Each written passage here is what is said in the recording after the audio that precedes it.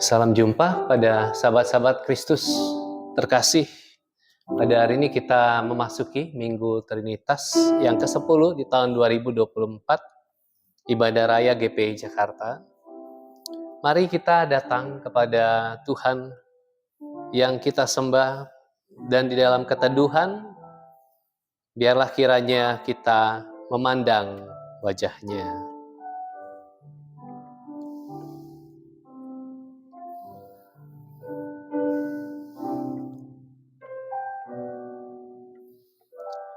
Mazmur 145 ayat 10 sampai 18. Segala yang Kau jadikan itu akan bersyukur kepadamu ya Tuhan, dan orang-orang yang Kau kasihi akan memuji Engkau. Mereka akan mengumumkan kemuliaan kerajaan-Mu dan akan membicarakan keperkasaan-Mu, untuk memberitahukan keperkasaan-Mu kepada anak-anak manusia dan kemuliaan semarak kerajaan-Mu. Kerajaan-Mu ialah kerajaan segala abad, dan pemerintahan-Mu tetap melalui segala keturunan. Tuhan setia dalam segala perkataannya dan penuh kasih setia dalam segala perbuatannya. Tuhan itu penopang bagi semua orang yang jatuh dan penegak bagi semua orang yang tertunduk. Mata sekalian orang menantikan Engkau, dan Engkau pun memberi mereka makanan pada waktunya. Engkau yang membuka tangan-Mu dan yang berkenan mengenyangkan segala yang hidup. Tuhan itu adil dalam segala jalannya, dan penuh kasih setia dalam segala perbuatannya. Tuhan dekat pada setiap orang yang berseru kepadanya, pada setiap orang yang berseru kepadanya dalam kesetiaan. Mari dengan sungguh hati, dengan hikmat kita menyanyikan Kulihat Bintang Gemerlapan. Dia adalah Allah yang kepadanya kita meninggikannya. Bila kulihat bintang gemerlapan. Bila kulihat bintang gemerlapan, dan bunyi guru riuh ku dengar. Ya Tuhanku, tak putus aku heran melihat ciptaan-Mu yang besar. Maka jiwaku pun memuji-Mu. Sungguh besar Kau Allahku, maka jiwaku pun memuji-Mu. Sungguh besar Kau Allahku, ya Tuhanku, ya Tuhanku. Apabila ku renungkan pemberian-Mu dalam menebus, ku terteguh bagiku dicurahkan oleh Putra-Mu darah-Nya kudus. Maka jiwaku pun memuji-Mu. Sungguh besar Kau Allahku, maka jiwaku pun memuji-Mu. Sungguh besar Kau Allahku. Apabila nanti Kristus memanggilku, sukacitaku amatlah besar, karena terkabullah yang ku rindukan, melihat Dikau Tuhanku Aba. Maka jiwaku pun memuji-Mu. Sungguh besar Kau Allahku, maka jiwaku memujimu. Sungguh besar Kau Allahku, sungguh besar, sungguh besar Kau Allahku.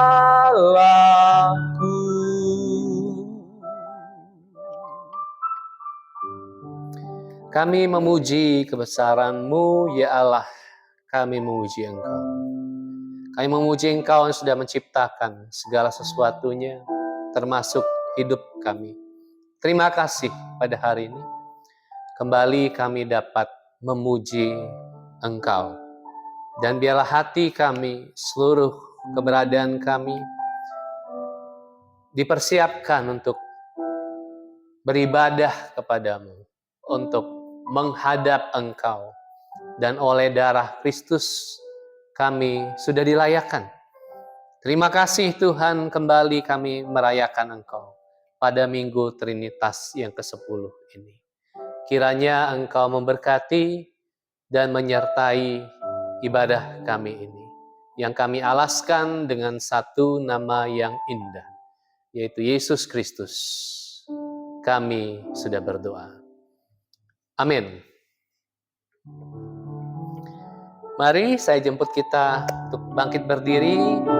Kita nyanyikan lagu yang sederhana ini.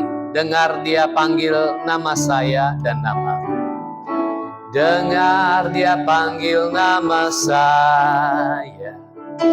Dengar Dia panggil namamu. Dengar Dia panggil nama saya, juga Dia panggil namamu. Oh giranglah, oh giranglah, oh giranglah. Yesus amat cinta pada saya. Oh giranglah, dengar Dia panggil. Dengar Dia panggil nama saya. Dengar Dia panggil namamu. Dengar Dia panggil nama saya, juga Dia panggil namamu. Oh giranglah, oh giranglah, oh giranglah. Yesus amat cinta pada saya. Oh giranglah, ku jawab ya, ku jawab ya, ya, ya. Ku jawab ya, ya, ya. Ku jawab ya Tuhan, ku jawab ya Tuhan, ku jawab ya, ya. Dengar Dia panggil. Dengar Dia panggil nama saya. Dengar Dia panggil namamu. Dengar Dia panggil nama saya, juga Dia panggil namaku. Jawab ya, ku jawab ya, ya, ya. Ku jawab ya, ya, ya. Ku jawab ya Tuhan, ku jawab ya Tuhan, ku jawab ya, ya, ya. Silakan duduk. Dia Allah yang memanggil setiap kita, dan Dia ingin mendengarkan tanggapan kita menjawab, ya ini aku. 2 Raja-Raja 4 ayat 42 sampai 44. Datanglah seseorang dari Baal Salisa dengan membawa bagi abdi Allah roti hulu hasil, yaitu 20 roti jelai serta gandum baru dalam sebuah kantong. Lalu berkatalah Elisa, berilah itu kepada orang-orang ini supaya mereka makan. Tetapi pelayannya itu berkata, bagaimanakah aku dapat menghidangkan ini di depan 100 orang? Jawabnya, berikanlah kepada orang-orang itu supaya mereka makan, sebab beginilah firman Tuhan. Orang akan makan, bahkan akan ada sisanya. Lalu dihidangkannya lah di depan mereka, maka makanlah mereka dan ada sisanya sesuai dengan firman Tuhan. Efesus pasal 3 ayat 14 sampai 21. Itu sebabnya aku sujud kepada Bapa, yang daripadanya semua turunan yang di dalam surga dan di atas bumi menerima namanya. Aku berdoa supaya ia menurut kekayaan kemuliaannya menguatkan dan meneguhkan kamu oleh rohnya di dalam batinmu, sehingga oleh imanmu Kristus diam di dalam hatimu dan kamu berakar serta berdasar di dalam kasih. Aku berdoa supaya kamu bersama-sama dengan segala orang kudus dapat memahami betapa lebarnya dan panjangnya dan tingginya dan dalamnya kasih Kristus, dan dapat mengenal kasih itu sekalipun ia melampaui segala pengetahuan. Aku berdoa supaya kamu dipenuhi di dalam seluruh kepenuhan Allah. Bagi Dialah yang dapat melakukan jauh lebih banyak daripada yang kita doakan atau pikirkan, seperti yang ternyata dari kuasa yang bekerja di dalam kita. Bagi Dialah kemuliaan di dalam jemaat dan di dalam Kristus Yesus turun-temurun sampai selama-lamanya. Amin. Kita akan menyiapkan seluruh diri kita bagi sabda Tuhan, dan marilah kita menyanyikan pujian ini dari NKB 116 ayat 1 dan 5. Siapa yang berpegang? Siapa yang berpegang pada sabda Tuhan dan setia mematuhinya, hidupnya mulia dalam cahaya bakal bersekutu dengan Tuhannya. Percayalah dan pegang sabdanya, hidupmu dalam Yesus sungguh bahagia. Oh betapa senang, oh betapa senang hidup dalam terang beserta Tuhan di jalannya. Jika mau mendengar serta patuh benar dan tetap berpegang padanya, percayalah dan pegang sabdanya, hidupmu dalam Yesus sungguh bahagia.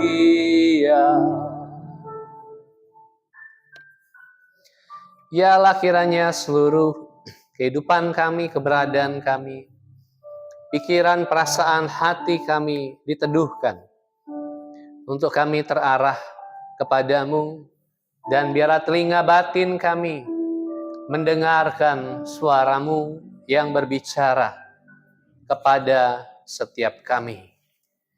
Roh Kudus-Mu yang adalah kebenaran itu, yang adalah roh kebenaran itu, kiranya menuntun setiap kami. Sertai hamba-Mu yang amat terbatas untuk menyampaikan sabda-Mu. Demi Kristus Yesus Tuhan kami berdoa, menyambut firman-Mu. Amin. Saya akan membacakan bacaan Injil kita dari Yohanes pasal 6 ayat 1 sampai 21. dalam terjemahan baru 2. Sesudah Yesus berangkat ke seberang Danau Galilea, yaitu Danau Tiberias, orang banyak berbondong-bondong mengikuti dia, karena mereka melihat mujizat-mujizat yang diadakannya terhadap orang-orang sakit. Lalu Yesus naik ke atas gunung dan duduk di situ dengan murid-muridnya. Paskah, hari raya orang Yahudi, sudah dekat. Ketika Yesus memandang sekelilingnya dan melihat bahwa orang banyak berbondong-bondong datang kepadanya, berkatalah ia kepada Filipus, "Di mana kita dapat membeli roti supaya mereka dapat makan?" Hal itu dikatakannya untuk mencobai dia, sebab ia sendiri tahu apa yang hendak dilakukannya. Jawab Filipus kepadanya, "Roti seharga 200 dinar tidak akan cukup untuk mereka, sekalipun masing-masing mendapat sepotong kecil saja." Salah seorang dari murid-muridnya, yaitu Andreas, saudara Simon Petrus, berkata kepadanya, "Di sini ada seorang anak yang mempunyai 5 roti jelai dan 2 ikan. Tetapi apa artinya itu untuk orang sebanyak ini?" Kata Yesus, "Suruhlah orang-orang itu duduk. Adapun di tempat itu banyak rumput. Duduklah orang banyak itu, kira-kira 5.000 laki-laki banyaknya." Lalu Yesus mengambil roti itu, mengucap syukur dan membagi-bagikannya kepada mereka yang duduk di situ. Demikian juga dilakukannya dengan ikan-ikan itu, sebanyak yang mereka kehendaki. Setelah mereka kenyang, ia berkata kepada murid-muridnya, "Kumpulkanlah potongan-potongan yang tersisa, supaya tidak ada yang terbuang." Mereka pun mengumpulkannya dan mengisi 12 bakul penuh dengan potongan-potongan dari kelima roti jelai yang tersisa setelah orang makan. Ketika orang-orang itu melihat tanda mujizat yang telah diperbuatnya, mereka berkata, "Dia ini benar-benar nabi yang akan datang ke dalam dunia." Karena Yesus tahu bahwa mereka hendak datang dan hendak membawa dia dengan paksa untuk menjadikan dia raja, ia menyingkir lagi ke gunung seorang diri. Ketika hari mulai malam, murid-murid Yesus pergi ke danau, lalu naik ke perahu dan menyeberang ke Kapernaum. Hari sudah gelap dan Yesus belum juga datang mendapatkan mereka, sementara laut bergelora karena tiupan angin kencang. Sesudah mereka mendayung kira-kira 2-3 mil jauhnya, mereka melihat Yesus berjalan di atas air mendekati perahu itu. Mereka pun ketakutan. Namun ia berkata kepada mereka, "Ini aku, jangan takut." Lalu mereka mau menaikkan dia ke dalam perahu, dan seketika itu juga perahu itu sampai ke pantai yang mereka tuju. Demikian pembacaan firman Tuhan, berbahagialah kita yang merenungkannya dalam kehidupan kita sehari-hari. Dalam teks-teks yang kita baca pada Minggu Trinitas yang ke-10 ini, kita menemukan bahwa Allah itu adalah Allah yang memelihara kita. Dia mencukupi kita, dia menopang dunia ini.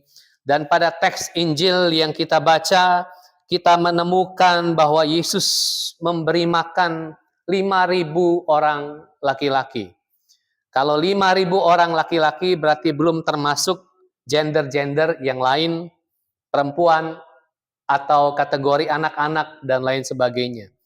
Barangkali ada estimasi, penafsir mengatakan barangkali ada 20 ribuan orang pada hari itu yang hadir di sana.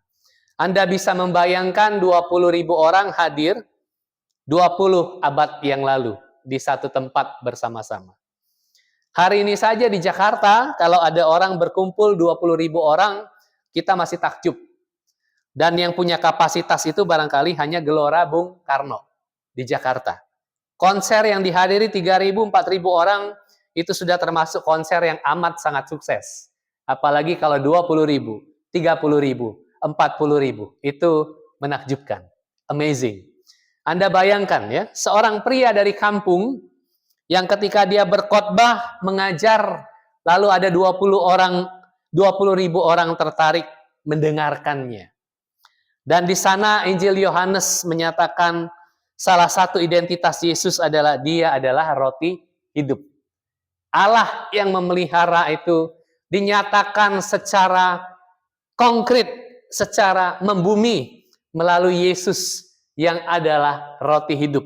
Dan orang banyak datang berbondong-bondong kepadanya. Tapi teks yang kita baca juga mengajak kita untuk merenungkan satu pertanyaan. Selain bahwa dia adalah Allah pemelihara kita, dan bahwa Kristus adalah roti hidup yang memuaskan dan mencukupkan setiap kita. Pertanyaan yang bisa kita renungkan pada teks yang kita baca pada hari ini, apa motivasi kita ketika kita mengikut Tuhan? Apa yang menggerakkan kita untuk mengikut Tuhan? Teks Injil yang kita baca menyingkapkan kepada kita bahwa orang 20.000 yang amat sangat banyak itu datang berbondong-bondong mengikuti dia, mengikuti Yesus. Tapi ada alasan mengapa mereka mengikuti Yesus. Karena mereka melihat mujizat-mujizat yang diadakannya terhadap orang-orang sakit. Jadi mereka mengikuti Yesus karena melihat mujizat. Atau ada orang yang mengalami mujizat. Dan barangkali mereka ingin senantiasa mujizat itu terjadi di dalam kehidupan mereka, kesembuhan itu terjadi di dalam kehidupan mereka, maka mereka mengikuti dia, mengikuti Yesus berbondong-bondong. Itu sesuatu yang baik sebagai awal kita mengikut Tuhan. Tapi rasanya kalau berjalannya proses kehidupan kita sebagai pengikut Tuhan, kita masih bergantung pada bahwa kita mengikut Tuhan semata-mata karena mujizat terjadi, karena kesembuhan terjadi, dan hanya berhenti di sana, rasanya sayang sekali. Kita bergantung pada mujizatnya, bukan kepada dia yang memberikannya. Dan Injil Yohanes mengupas kedalaman itu karena mereka melihat mujizat-mujizat yang diadakannya terhadap orang-orang sakit. Dan pada bagian akhir, ketika Yesus berhasil memecah roti dan membagikannya kepada 20.000 orang itu, kita melihat bahwa orang banyak, sejumlah konser itu, sejumlah 20.000 itu mau menjadikan Yesus raja. Dikatakan mereka membawa dia dengan paksa. Artinya ada kekuatan massa di situ yang mau menyeret Yesus lalu mendudukkan dia menjadi raja. Nih, kamu jadi raja. Supaya kamu bisa terus mencukupi kebutuhan kami. Supaya kamu terus bisa memproduksi mujizat di tengah kehidupan kami. Supaya kamu bisa terus menjadi pabrik kesembuhan bagi kami.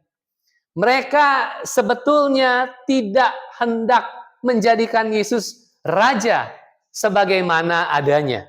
Tapi mereka memaksa untuk menjadikan Yesus raja supaya Yesus menjadi pabrik mujizat dan pabrik kesembuhan, dan pabrik roti dan ikan bagi mereka. Itu sebabnya mereka memaksa Yesus menjadi raja. Itu motivasi dari orang banyak itu. Apa motivasi kita ketika kita mengikut Yesus? Dan itu akan terus dipertanyakan ulang di tengah kehidupan iman kita, di tengah kehidupan Kristiani kita. Sama seperti ketika proses pemecahan roti itu terjadi, Yesus bertanya kepada Filipus, Apakah Yesus bertanya karena dia tidak tahu sesuatu? Tidak. Yesus bertanya justru dikatakan untuk mencobai Filipus. Yesus mau menguji Filipus. Seberapa Filipus mengenal dia. Seberapa Filipus mengenal gurunya yang sudah diikutinya selama ini. Kita mengingat bahwa pasal sebelumnya Yesus sudah melakukan banyak mujizat. Yesus sudah melakukan banyak tanda untuk menyatakan bahwa dirinya adalah anak Allah, untuk menyatakan bahwa dirinya adalah Mesias. Maka Yesus bertanya, pasal yang kelima dikatakan bahwa ada orang yang sudah 38 tahun lumpuh, dia berdiri, dia duduk di depan gerbang indah, berharap dia disembuhkan. 38 tahun dia tidak disembuhkan, dia lumpuh, dan ketika Yesus lewat, Yesus membangkitkan dia, menyembuhkan dia. Dan itu dilihat oleh Filipus, Andreas, dan para murid yang lain. Itu sebabnya Yesus bertanya kepada Filipus, di mana kita dapat membeli roti supaya mereka dapat makan. Filipus yang sudah menyaksikan pagelaran mujizat dan kesembuhan masih tetap mengandalkan rasionalitasnya sendiri, which is itu realistis, manusiawi. Ayat yang ke-7 Filipus bilang, roti seharga 200 dinar tidak akan cukup untuk mereka, sekalipun masing-masing mendapat sepotong kecil saja. Kita tidak tahu dari mana angka 200 dinar tiba-tiba muncul dari kepala Filipus. Tapi barangkali dia melakukan semacam perhitungan kalkulasi bahwa barangkali 200 dinar itu adalah apa yang bisa diproduksi oleh sebuah toko roti pada zaman itu perharinya. Barangkali ya, kapasitas produksinya, omsetnya bisalah dapat 200 dinar sehari. Mentok-mentoknya. Artinya zaman dulu belum punya mesin pemproduksi roti, begitu ya. Semua masih dilakukan secara manual dengan tangan, dan mentok-mentok orang bisa dapatlah omsetnya 200 dinar pada waktu itu. Jadi Filipus sangat realistis. Dia mau mengatakan, Tuhan, kalau hari ini di depan kita ada toko roti ini, mereka cuma bisa memproduksi sebanyak 200 dinar sehari. Taruh-taruh 1 dinar orang bisa dapat 2 roti barangkali. Kalaupun bisa diproduksi, mampu-mampunya satu toko itu hanya produksi 500 buah roti Tuhan. Pada hari ini, di depan mata kita. Itu pun mungkin perlu diproses beberapa jam barangkali. Atau bahkan 1 harian. Ini kita punya 20.000 orang Tuhan, bersama kita, 200 dinar kapasitas tukang roti pada hari itu tidak akan bisa. Lalu ada Andreas yang menimpali. Kalau Filipus tadi sangat realistis ya. Kapasitas maksimum mentoknya segitu. Andreas datang. Dia mengamati, dia menganalisis. Oh, yang dicari makanannya. Ini ada seorang anak nih. Punya roti 5 roti jelai dan 2 ikan. Itu porsi makan siang seorang anak. Bukan seorang pria dewasa. Maka Andreas mengatakan, apa artinya itu untuk orang sebanyak ini? Itu hanya porsi seorang anak-anak. Realitasnya begitu. Tidak bisa lagi. Hanya porsi 1 orang anak bagaimana menyediakan kepada 20.000 orang. Sama. Kalau Filipus tadi kapasitas pabrik roti hanya bisa sampai 200 dinar atau 500 buah roti. Nah, sekarang kita punya roti dan ikan, ini hanya jatah untuk seorang anak. Tidak cukup untuk 20.000 orang. Dan kita tahu bahwa akhir dari kisah ini adalah bahwa Yesus mengambil dari yang ada pada anak itu untuk dipecah-pecahkan dan dibagikan. Dari yang dibagikan itu terkumpul masih 12 bakul. Surplus 12 bakul roti. Tidak kekurangan, malah berkelebihan dari apa yang ada. Dari situ kita melihat bahwa kalau kepada orang banyak itu dipertanyakan apa yang mendorong mereka untuk mengikut Tuhan. Dan kepada para murid dipertanyakan sudah seberapa jauh pengenalan mereka akan Tuhan. Di mana percaya itu? Kalau kita menyanyikan tadi lagu sebelum firman Tuhan, percaya. Tapi Yesus kembali bertanya kepada para murid pada waktu itu, di mana percayamu? Sudah sekian banyak pagelaran mujizat dan kesembuhan.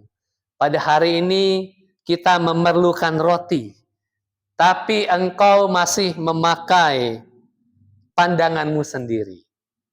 Sudut pandangmu sendiri, perspektifmu sendiri dalam menjawab kenyataan yang ada di depan kita. Yesus mau mengatakan itu. Dan mujizat kembali terjadi.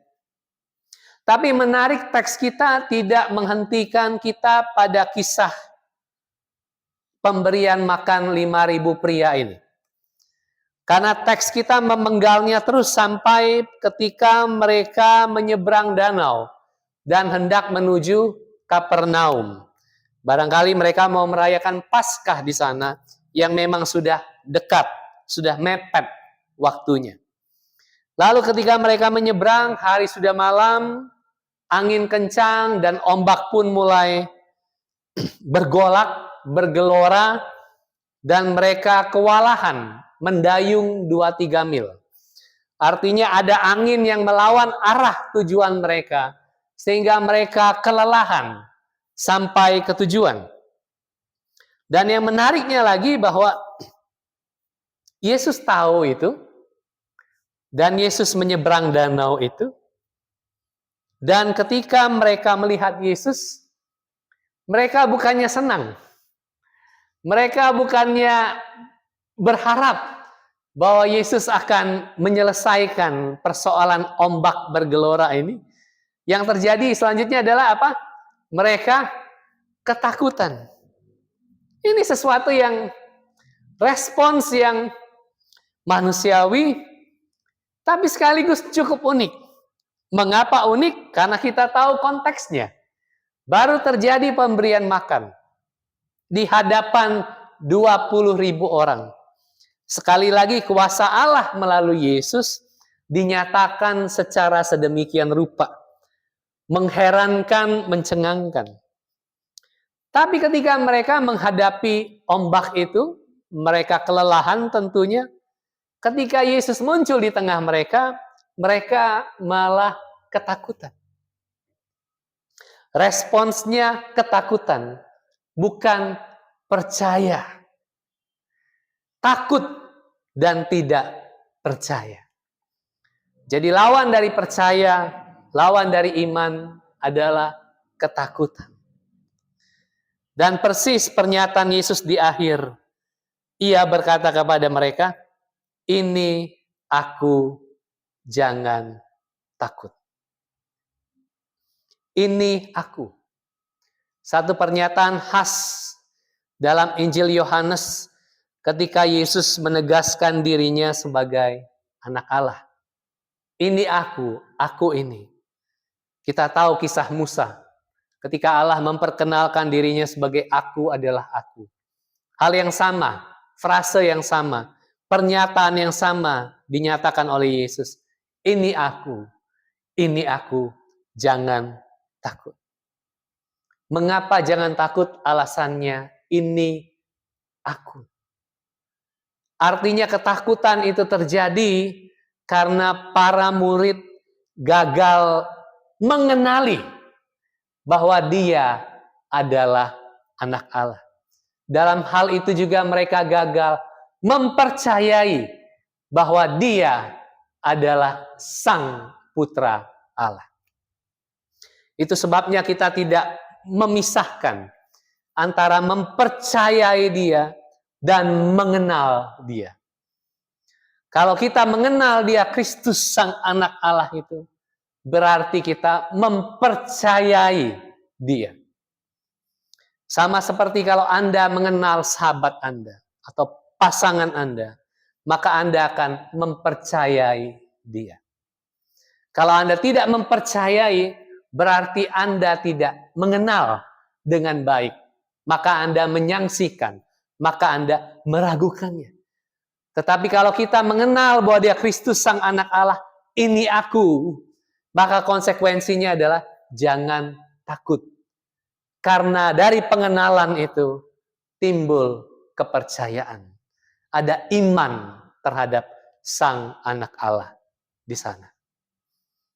Jadi kalau Tuhan mengintervensi kehidupan kita, kalau respons kita malah takut, bukan takjub dan percaya, berarti ada sesuatu yang perlu kita renungkan ulang menyangkut kehidupan kita. Sama seperti para murid itu. Mereka bukan percaya dan takjub, mereka malah ketakutan. Tadi siang kami sarapan makan siang ya di Tokyo Riverside. Di bawah ada pasar, warung makan banyak etalase yang cukup murah, terjangkau. Saya memilih satu etalase dari asuk-asuk ya, sudah tua tapi dia yang masak, dia yang kerjakan semua. Dia datang pagi, pulang sore, hampir 12 jam dia di sana. Belum lagi dia persiapan dari pagi-pagi dan rumahnya di Citra 2. Jadi cukup jauh bolak-balik. Setiap hari dia lakukan itu. Saya pesan makanan, tapi entah kenapa dia cerita panjang lebar kepada saya. Sama seperti seorang sahabat. Saya tidak kenal asuk itu, saya hanya tersenyum dan tunjuk makanan, ini itu asuk, ini itu. Tiba-tiba dia cerita banyak hal kepada saya. Sepertinya dia tidak melakukan itu kepada orang lain. Karena saya amati setelah ada orang lain lewat, tunjuk makanan, dia juga tidak cerita apa-apa. Dia cerita panjang lebar, hampir 15 menit, sampai saya harus menghentikannya karena ada pelanggan yang lain. Kalau dia terus cerita, dia tidak dapat pelanggan yang lain. Dia cerita banyak hal tentang hidup dia. Dia mengatakan, saya ini lumpuh katanya. Tahun 2019, saya lumpuh. Tidak ada orang yang menolong saya katanya. Saya sendirian. Tapi entah kenapa mungkin itu mujizat, dia bilang, setelah lumpuh sekian lama saya bisa berdiri sendiri. Tidak ada orang yang bantu saya. Uangnya juga kekurangan, mujizat terjadi, dia bilang. Dia bisa bangkit dari kelumpuhannya. Lalu dia juga cerita bahwa rumah dia yang di Citra 2 itu entah kenapa sepertinya diakuisisi bank atau apa karena hutangnya selisihnya terlalu banyak dan sebagainya. Saya tidak terlalu jelas karena suaranya kurang jelas, tapi intinya hutang itu entah bagaimana lunas dengan sendirinya dan dia berhasil mendapatkan rumah itu dengan selisih sekian miliar. Saya hanya terpesona dan melongo mendengarkan cerita dari asu ini. Kalau saya menjadi asu itu, saya tidak tahu bagaimana hidup saya. Sulit sekali. Tapi dia beriman. Dia bilang, saya percaya kepada Tuhan.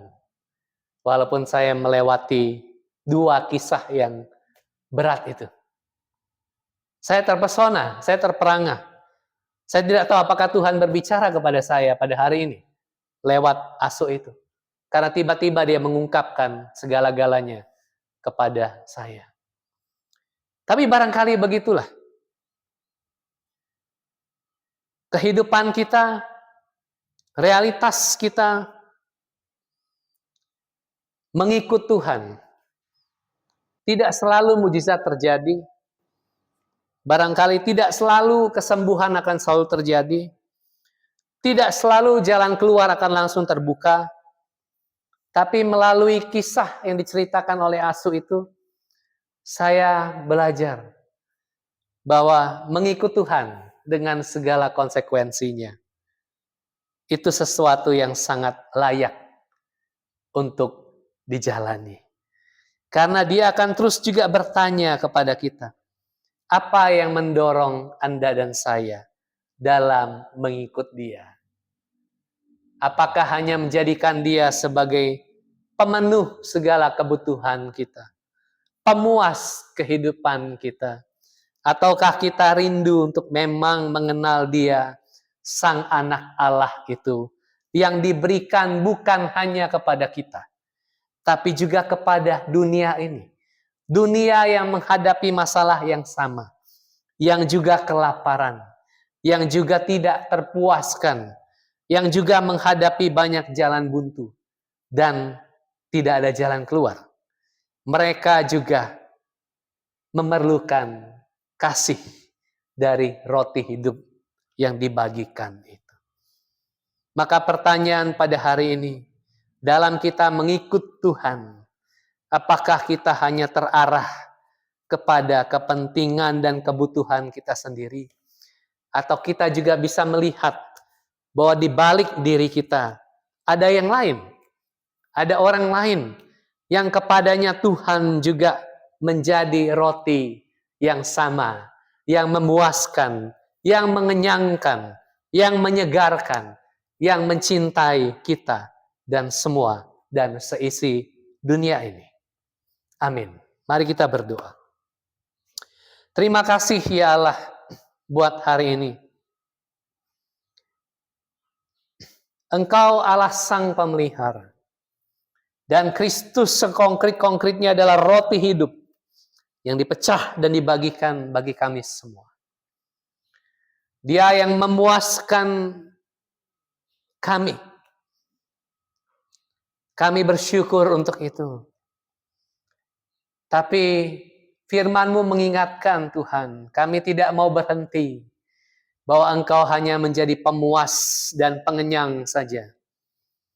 Tapi kami mau melihat, mengenal Engkau, Sang Anak Allah, Sang Putra Allah, yang menyelamatkan, yang menyembuhkan, yang membebaskan itu, juga dibagikan kepada sekitar kami. Juga dibagikan kepada semesta dan dunia ini. Sehingga kami pun diikut sertakan untuk menghasratkan cinta yang sama. Cinta yang dari Allah dalam Kristus itu juga tercurah, terbagikan, melampaui diri kami kepada sesama, kepada orang lain, kepada dunia ini. Terima kasih ya Allah untuk cinta-Mu. Terima kasih. Biarlah kami yang hari ini meragukan, menyaksikan. Tolonglah kami, berilah kami anugerah untuk percaya. Kami yang hari ini masih didorong oleh ketakutan kami. Sehingga ketika Engkau menyatakan kuasa-Mu di tengah-tengah kami malah ketakutan. Kiranya kami diberi anugerah untuk percaya. Kiranya kami belajar. Kami mau belajar untuk percaya. Kami mau belajar untuk mengenal Engkau dan mencintai Engkau. Dan mencintai dunia ini yang Engkau cintai. Biarlah kami melihat, bantulah kami melihat, melampaui motivasi-motivasi kami terhadap diri kami sendiri. Untuk melihat keluar.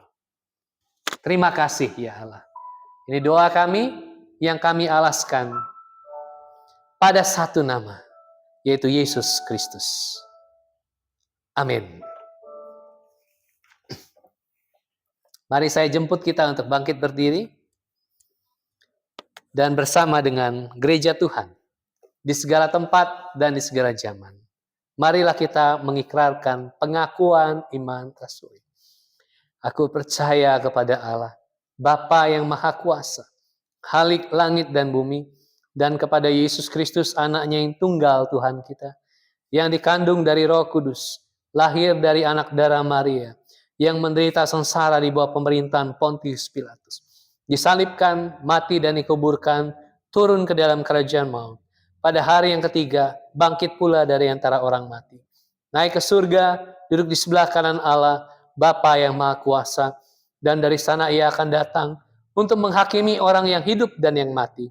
Aku percaya kepada Roh Kudus, gereja yang kudus dan am, persekutuan orang kudus, pengampunan dosa, kebangkitan tubuh, dan hidup yang kekal.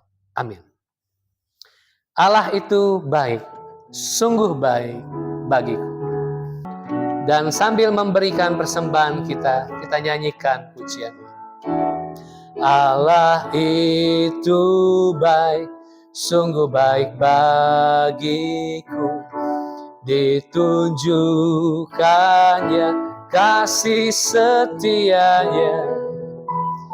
Dia menyediakan yang ku perlukan, menyatakan kebaikan, menyatakan kebaikan, menyatakan kebaikannya padaku, kasih setia.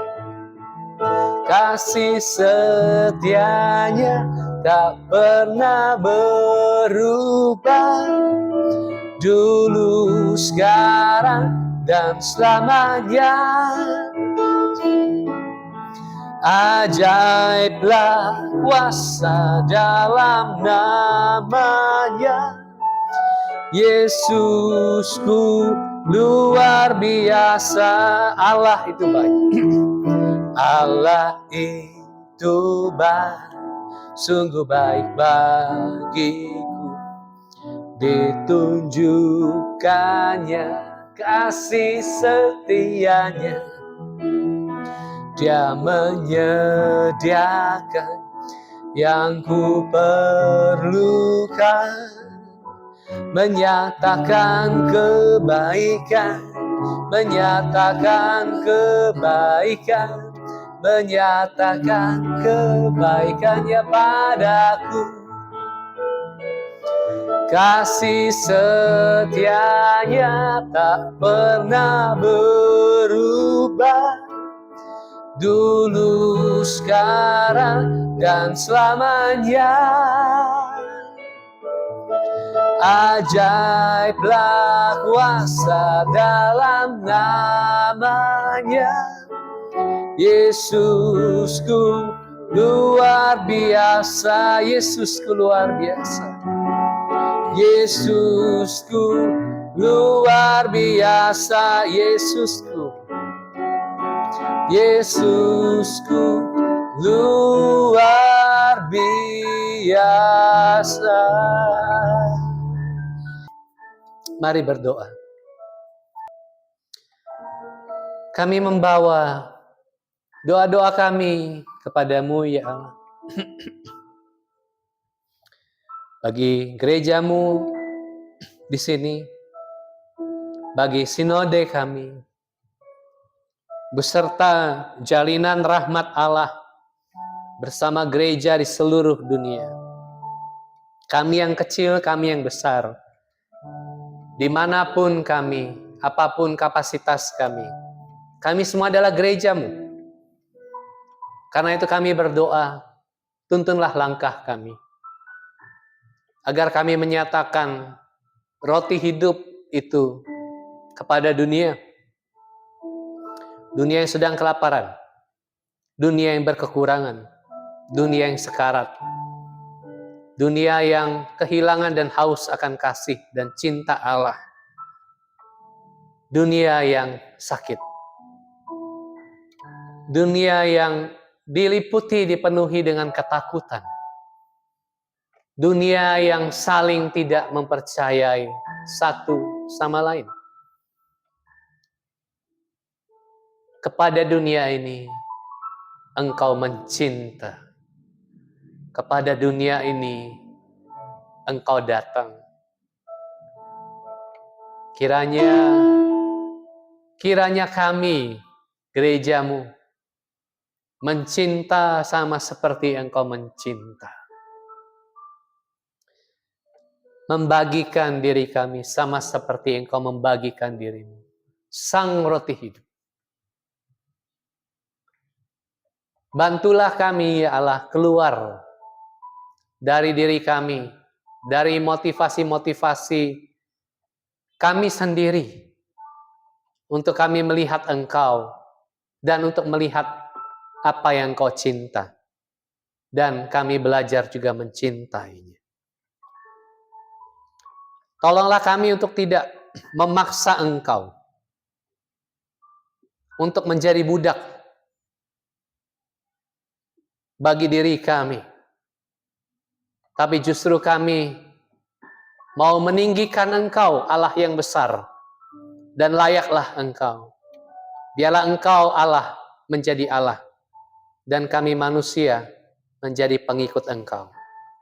Terima kasih ya Allah. Terima kasih. Kami doakan rumah singgah kami. Kiranya rahmat Allah bekerja. Penghuni yang ada. Dan mereka yang memerlukan. Yang mengalami kekerasan. Mereka yang terusir. Dipersekusi. Mereka yang tidak punya tempat tinggal. Biarlah mereka juga disambut. Di dalam rumah singgah yang sederhana ini. Sebagaimana Allah yang mencukupi mereka yang datang kepadamu. Terima kasih ya Allah. Terima kasih. Tolonglah kami pada hari ini yang barangkali memerlukan kesembuhan, pemulihan. Biarlah kami menerima kesembuhan dan pemulihan kami. Kami yang hari ini membutuhkan barangkali pekerjaan atau kesempatan-kesempatan. Tuhan, bukalah pintu. Kami yang menghadapi jalan buntu. Kiranya kami bisa melihat jalan keluar yang disediakan oleh Allah. Kami yang menghadapi masalah yang berlarut-larut. Kiranya kami diberi kekuatan untuk menanggung dan menghadapinya. Kami tahu Engkaulah yang menyembuhkan, yang mencukupi, yang menjadi jalan bagi kami. Walau kami tidak mau berhenti hanya melihat Engkau sebatas itu ya Allah. Tapi kiranya sungguhlah kami bergantung kepada Engkau. Dan kiranya Engkaulah menjadi sumber segala-galanya bagi kami. Kiranya kami mengandalkan Engkau. Dan kiranya kami percaya kepadamu ya Allah. Ini doa kami untuk kami yang berdoa di dalam hati kami. Mungkin doa yang tidak terungkap menjadi kata-kata yang jelas. Ada rintihan, ada jeritan batin, ada harapan di dalam yang barangkali tertanam di batin kami. Kiranya itu menjadi sebuah doa yang terdengar dengan baik di telingamu ya Allah. Karena Engkau yang mengenal kami dan seluruh kedalaman hati kami. Dan kiranya Engkau menjawabnya seturut dengan kehendak-Mu dan maksud-Mu yang sempurna. Ini doa kami yang kami naikkan dengan ucapan syukur dan di dalam nama Putra-Mu Yesus Kristus. Dia juga yang mengajari kami untuk berdoa demikian. Bapa kami yang di surga, dikuduskanlah nama-Mu, datanglah kerajaan-Mu, jadilah kehendak-Mu di bumi seperti di surga. Berikanlah kami pada hari ini makanan kami yang secukupnya, dan ampunilah kami akan kesalahan kami, seperti kami juga mengampuni orang yang bersalah kepada kami. Dan janganlah membawa kami ke dalam pencobaan, tapi lepaskanlah kami daripada yang jahat. Karena Engkaulah yang punya kerajaan dan kuasa dan kemuliaan sampai selama-lamanya. Amin. Marilah dengan percaya dan tidak takut kita menyatakan bahwa sekalipun kita dalam lembah yang kelam, kita tahu bahwa Dia menyertai kita. Sekalipun aku dalam lembah kelam.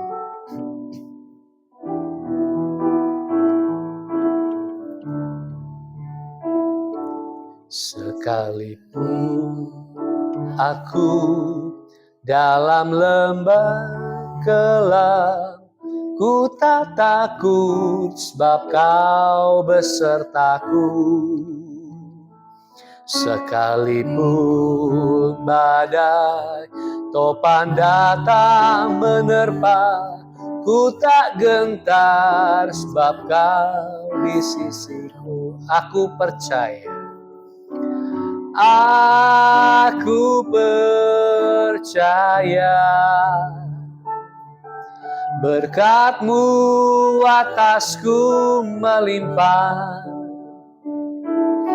kebajikan kemurahan selalu mengikutiku. Ku puji, ku sembah Kau Tuhan. Sekalipun aku dalam lembah, sekalipun aku dalam lembah yang kelam, ku tak takut sebab Kau besertaku.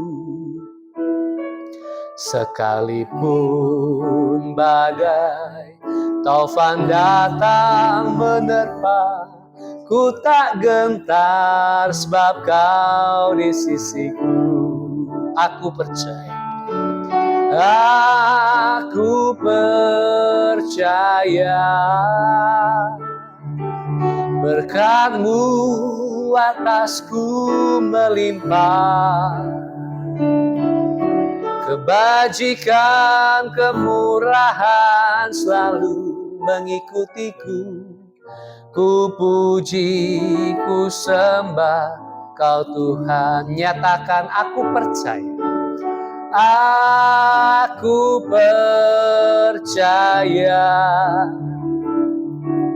berkat-Mu atasku melimpah, kebajikan kemurahan selalu mengikutiku. Ku puji, ku sembah Kau Tuhan.